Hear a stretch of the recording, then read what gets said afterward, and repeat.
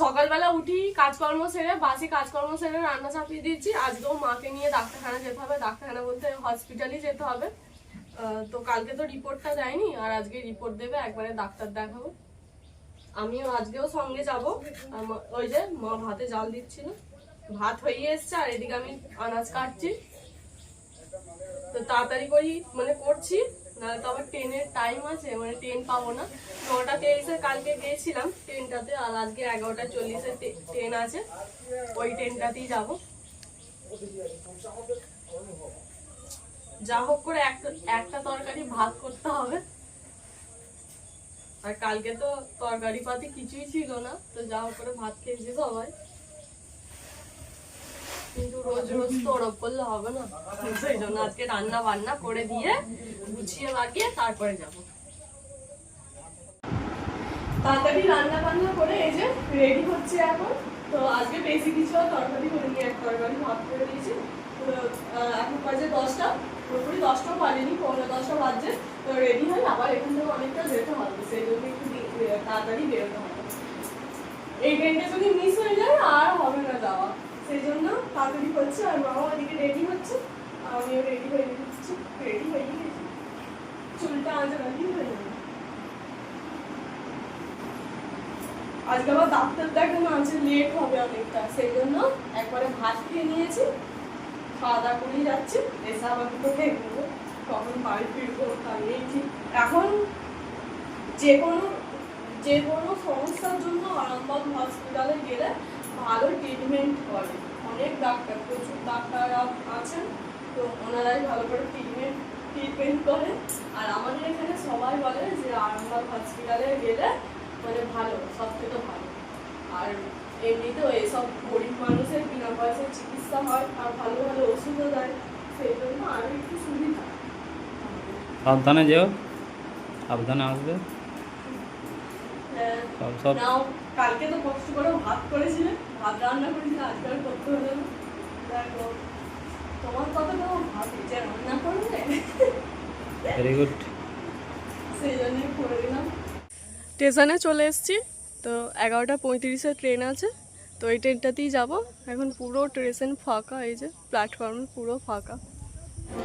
এই যে হসপিটালে চলে এসেছে, আর মায়ের রিপোর্ট নেওয়াও হয়ে গেছে, ডাক্তারবাবুকে দেখালাম।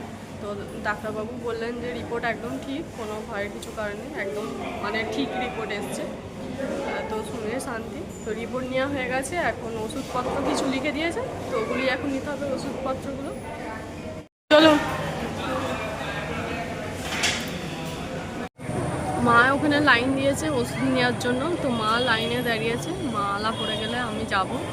আমি একটু বসেছি, আর মা গেছে ওখানে ওষুধ নিতে। আলাপালি করে সব লাইন দিতে হবে, প্রচণ্ড ভিড় ওষুধে, মানে যেখানে ওষুধ নেবে সেখানে প্রচণ্ড ভিড়। তো দেখি যাই আমি, যে মা ওখানে লাইন দিয়েছে, আর এই যে কত ভিড় দেখুন। এখন আমরা স্টেশনে বসে আছি, ট্রেন আসেনি, অনেকটা লেট। আর আগের দিন খাবার দাবার নিয়ে এসেছিলাম বাড়ি থেকে, আর আজকে তো খেয়েই এসেছিলাম, ভাত খেয়ে এসেছিলাম, মা মুড়ি খেয়েছিল, আর এই যে চিড়ে ভাজা ছিল, তো ওটাই খেলাম দুজনে ভাগ করে। তো ট্রেন আসতে অনেকটা লেট, বাড়ি যেতে প্রায় 3:30-4টে বাজবে হয়তো। আবার আসতে বলেছে, মানে যা ওষুধপত্র যা দিয়েছে ওগুলো খেয়ে আবার আসতে বলেছে, তো অনেক 2 দিন পর আবার আসবে।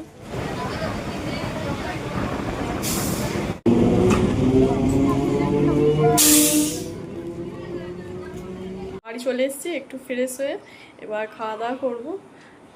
তো এই যে মা ভাত বাড়ছে, কি দেবো আছি। আর আপনাদের দাদাভাই এখন কাজে বসেছে, কি কাজ দেখাচ্ছি। এই যে কি করছো, এগুলো কেটে সব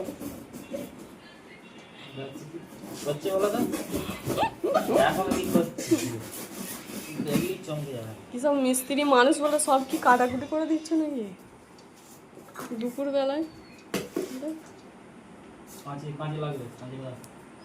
কাঁচি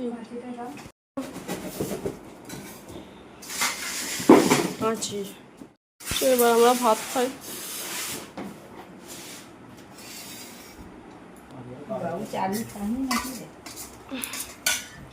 আজকে আমাদের তরকারি উচ্ছে ভাজা, এই যে পটল আলুর তরকারি একটা ঝাল করেছি, তাই তো। আমরা চাটনি ডাল। তো এবার খেয়ে নিই। খাওয়া করে একটু বসলাম, মনে করেছিলাম শোবো, তো কি বলবো, ভালোও লাগছে না। তো এখন 4:30 বেজে গেছে, আর তো শুলে হবে না, এবার কাজকর্ম করতে হবে। বিকালের যা টুকটাক কাজ থাকে একটু বসি, দিয়ে তারপর করবো। এখানে সব কাটাকুটি চলছে, এই যে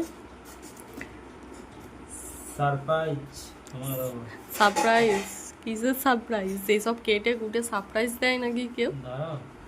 এটা যে জিনিসটা বানাবো বা তৈরি করবো তারপর তুমি দেখবে।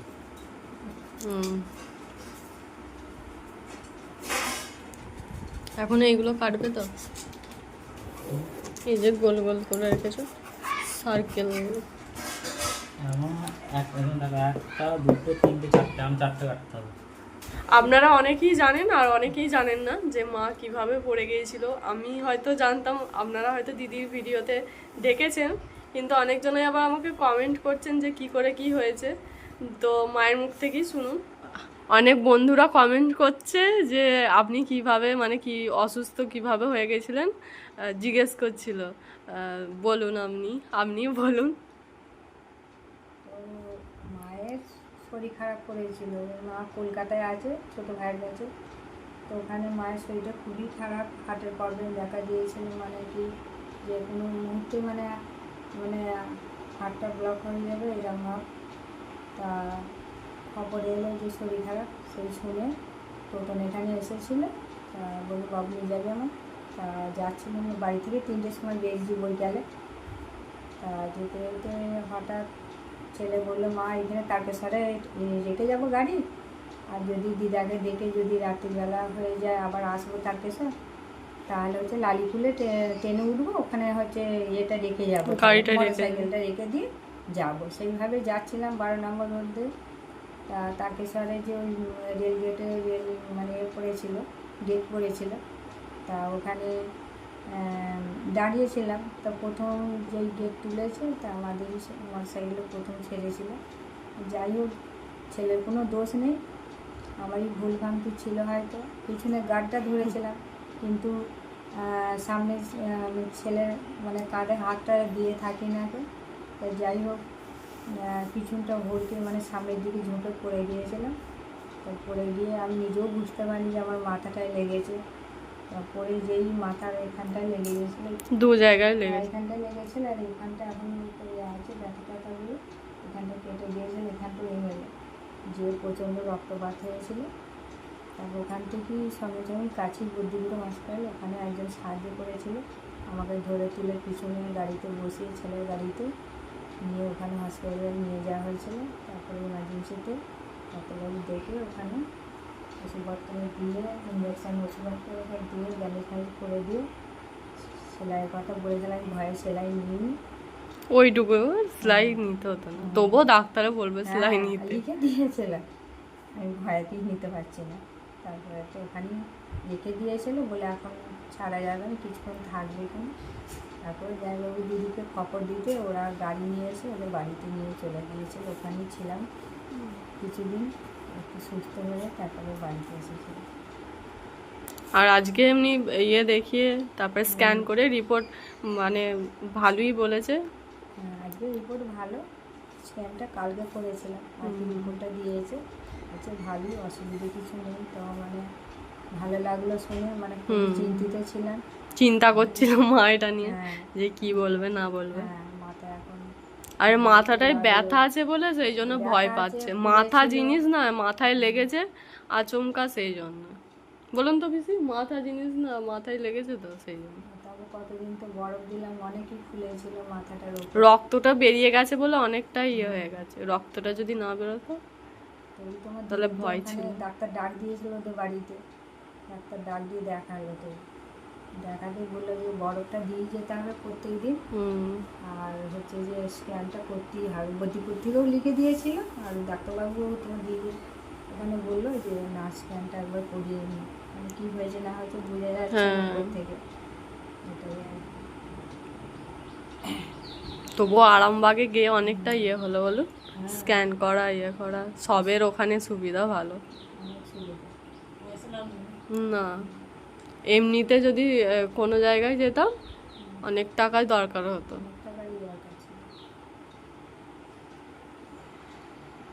যাই হোক, এখন একটু ভালোই আছে, ওষুধপত্র খাচ্ছি। আবার সোমবার দিন একবার যে স্যার ডেকেছিল ওখানে একবার গিয়ে একবার দেখাতে হবে। উনি যদি আজকে থাকতেন তাহলে আর দেখাতে হ্যাঁ, হতো হ্যাঁ, না। দেখাতে হতো। আজকে ওনার সোমবার ডিউটি দিন। ছিল না বলেই বললো যে সোমবার স্যার আসতে। ডেকেছে আর কি, বললো যে ওনাকে একবার দেখাতে হবে, আপনার রিপোর্টটা আর এটা প্লেটটাও দেখাতে হবে, ছবিটা দেখবে। তো যাই হোক, শুনলেন কি হয়েছিল। তো মা এখন পুরোপুরি একটু সুস্থই আছেন। তো ঠিক আছে, এখানেই ব্লগটা শেষ করছি। তারপর পরের ভিডিওতে সবার সাথে দেখা হচ্ছে। নমস্কার।